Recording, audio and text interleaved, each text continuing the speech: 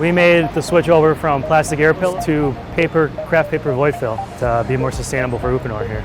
We made the decision because paper is more recyclable.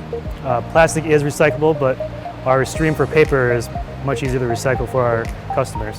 So the paper dispenser pulls paper out of the back of it and it crushes the paper, wrinkles it a little bit so it kind of acts like an air pillow. We use it more of a void fill than a protection. When we pack our boxes, we try to fill it up 100% without using any void fill, but if there is some spare room, we'll fill that void there. Not a lot of customers ask for paper or air pillows, but we made the decision. This more aligns with our core values here. Change is always hard to put on people, but they love it. That's the best thing they've used. They like it, it's easier to come out.